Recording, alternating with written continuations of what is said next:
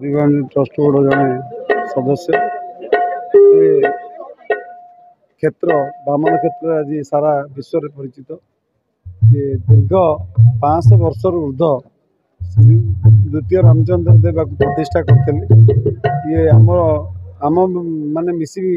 प्रतिष्ठा करने ठाकुर नुहति तेणु ये गजपति द्वितीय रामचंद्र देव करने नदी गर्भ लीन होगा अस्थायी भाव में 2022 मसीह यार पुनः प्रतिष्ठा कि विग्रह आज पर्यटन नवकल होना से विग्रह जहाँ विगत 500 वर्ष ऊर्ध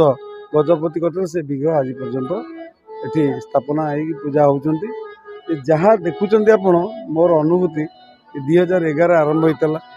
2080 मसीह ट्रस्ट बोर्ड को आसला प्राइवेट रू आ 2011-8 आम दायित्व नेलु ट्रस्ट बोर्ड रू 2011 रु जहाँ हूँ अलौकिक घटना घटुची आम दूरता लोकेशन अनुसार जहाँ हूँ बर्तमान आपण मैंने देखुं डाकिले हो करवा ठाकुर अंगे लिभे अलौकिक जिनस हूँ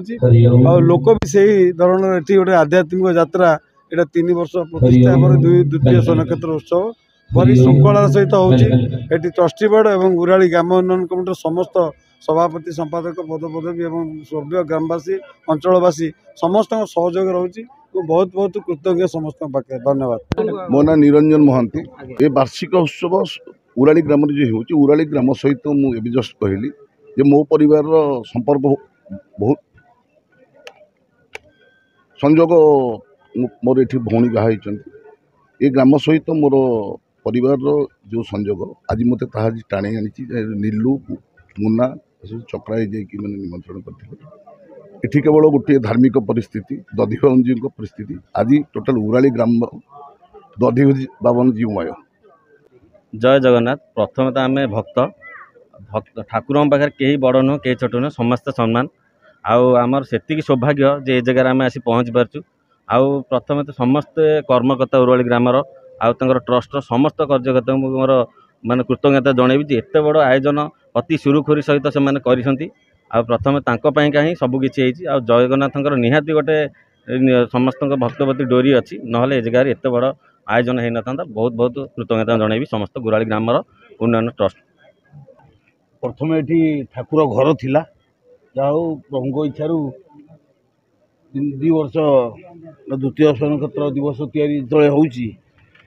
मंदिर माटी थिला ताकू फ्लेवर फर पके साइज करछु आ किछि प्रभु काम भी रहि जाइछि आ किछि काम भी करियारे इच्छा अछि प्रभु पाखरे आ एमती प्रभु उराली ग्राम को आ सब भक्त मान को भले रखंतु एति कोइ मु कथा मु जने सभ्य उराली ग्राम उन्नयन कमिटी आज की 2 दिन होगला प्रभुंर कार्य आसंता काली होची आमर समापन तथा पूर्णाहुति तेणु बहु संख्यक जगन्नाथ प्रेमी आसवे बोली आशा रखीचु आम अतिथि बंधु आसते आपण शुणिले ये क्षेत्र पवित्र क्षेत्र दर्शक बहु परिमाण में आनंद बजार खोला चली ट्रस्ट बोर्ड दधिबाबन जो ट्रस्ट बोर्ड और उराली ग्राम उन्नयन कमिटी द्वारा सुचारू रूपे चली आसंता काली हम तेणु ये किसी कहबी जय जगन्नाथ जय दधिबाबन जय बामन क्षेत्र।